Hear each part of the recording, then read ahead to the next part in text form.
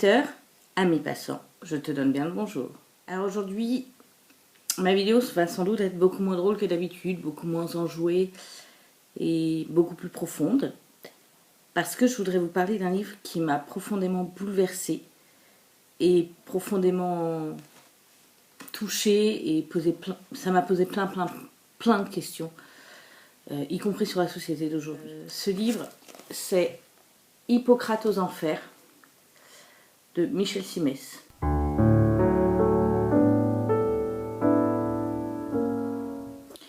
Michel Simès, je crois qu'on le connaît à peu près tous, c'est le présentateur préféré des Français, le médecin préféré des Français. Et on le voit dans le magazine de la santé sur la 5e tous les jours avec Marina Carrère d'Ancos.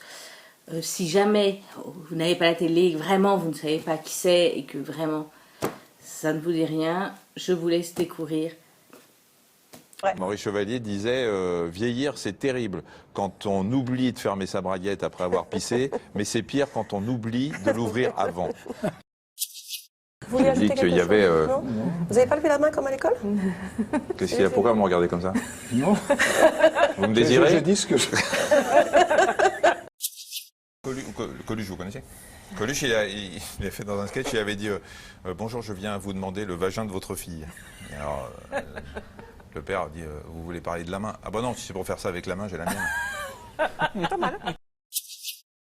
Michel Simès, je suis comme tout le monde, je regarde de temps en temps le magazine de la santé et je l'ai plus particulièrement découvert dans une émission de Frédéric Lopez, qui n'était pas Rendez-vous en terre inconnue, mais de la parenthèse inattendue, où il m'avait un peu touchée parce que c'est une émission où il se dévoilait et où il racontait que 2 de ses grands-pères étaient morts en camp de concentration. J'ai retrouvé l'extrait, je vous laisse regarder.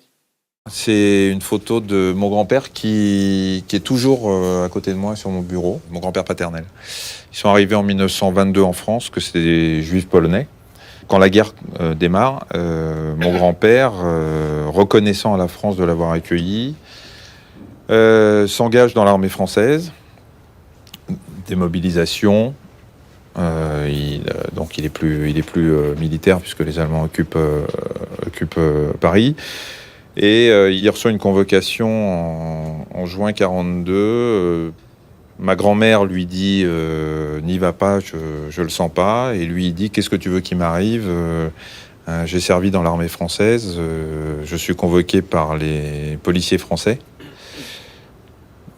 Il est normal que je me présente puisqu'on me demande de venir me présenter avec mes papiers. Il y est allé, il n'est jamais revenu. Quelle horreur! Il a été déporté, il a été arrêté, déporté à Pithiviers, parti dans le convoi numéro 7 pour Auschwitz. Je ne l'ai jamais connu. En vieillissant, je me dis que j'ai un devoir de mémoire par rapport à lui et puis par rapport à tout ce qu'ont connu les Juifs pendant la Shoah. Et voilà, c'est pour ça qu'il est toujours là sur mon bureau. Quelques temps plus tard, j'ai appris que Michel Simès avait écrit un livre sur les médecins des camps de concentration.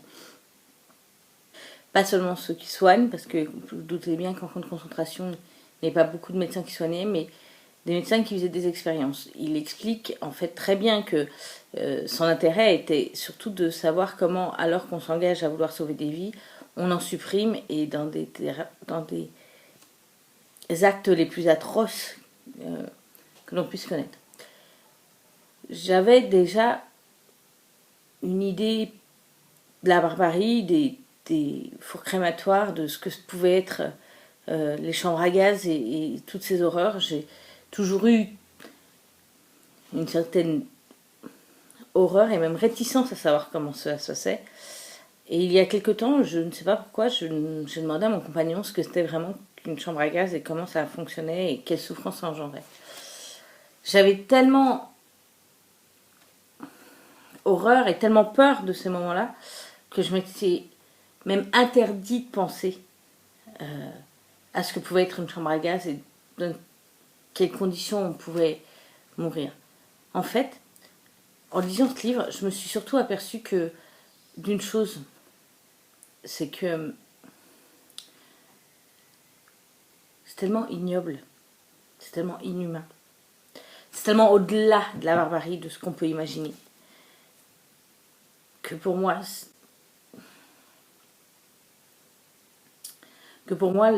les chambres à gaz et toute cette barbarie-là, ça me paraît loin et inaccessible et quelque chose d'une autre vie et quelque chose qui est presque inexistant finalement. Et lire ce livre, ça m'a fait profondément de bien parce qu'il raconte très bien cette barbarie-là. Alors, il n'y a rien de voyeuriste, hein. C'est pas raconter pour raconter. C'est vraiment raconter pour qu'on prenne cette conscience-là. Nous, cette génération-là où nos grands-parents, pour peu qu'ils n'aient pas été juifs ou résistants ou communistes ou tziganes ou homosexuels, n'aient pas été en camp. Et du coup, cette horreur-là, de toute façon, nos grands-parents ne nous l'auraient pas raconté. Je suis désolée, cette vidéo est complètement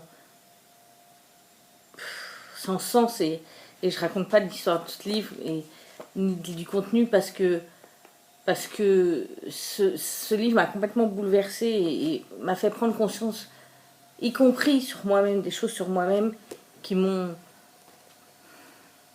bouleversée.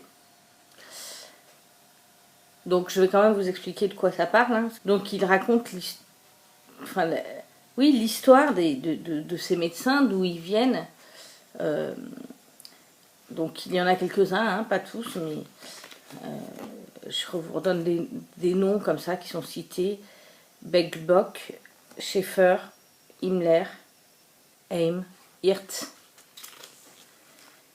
Mengele, Claubert, l'infirmière Oberhauser, Dingschuler, Owen ou Dietz. Et ils ont décidé de faire des expériences pour, dans un premier temps, aider l'armée allemande ou aider la race aryenne à se reproduire. Ces expériences, c'est des choses absolument insoutenables. Des liquides sur la peau qui font mourir la peau et qui font décoller la peau jusqu'à ce que mort s'en suive. Des enfants de 2 ans qui on pique le cœur avec des liquides mortels pour voir des jumeaux mourir ensemble et quelles sont les réactions. Des femmes à qui on bouche les trompes avec du formol. Des hommes que l'on castre, absolument pas chimiquement et sans anesthésie, simplement en leur brûlant leur partie intime. Voilà, c'est ça la Seconde Guerre mondiale, c'est ça les camps de concentration, c'est ça les expériences médicales d'Hitler, sous Hitler, dans les camps de concentration.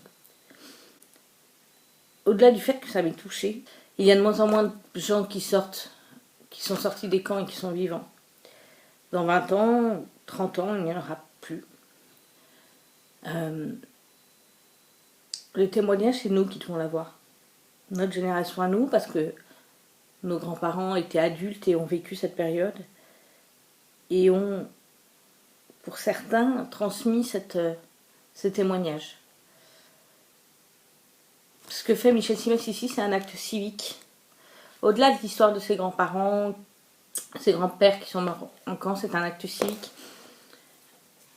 Car c'est important de savoir que ça existait.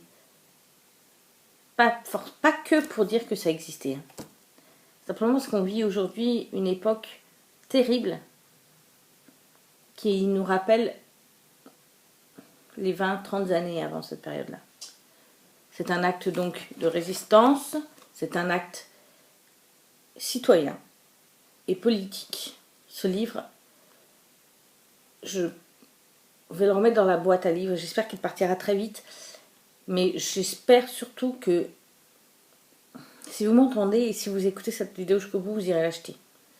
Et que vous ferez comme moi, vous cesserez de tenir bon et vous forcerez à lire jusqu'au bout, malgré l'insoutenable, malgré les difficultés, malgré des fois, franchement, vous avez envie de vomir et que vous vous souviendrez que c'est arrivé et que ce n'est pas seulement du passé. Sur ce, les amis, je vous remercie de m'avoir écouté jusqu'au bout sur cette vidéo sans doute un petit peu longue et pas très rigolote. Voilà, je voulais vraiment vous parler de ce livre, ça me tient à cœur, j'espère qu'il partira très vite. Et puis, je suis désolée de ne pas vous avoir présenté les livres que je vous avais proposés la dernière fois. J'essaierai de m'y tenir lors des prochaines vidéos, mais vraiment, celui-là me tenait à cœur, j'avais très très envie de vous le présenter. Je vous remercie, les loulous, je vous fais des bisous. Et puis, on se retrouve la semaine prochaine. Salut!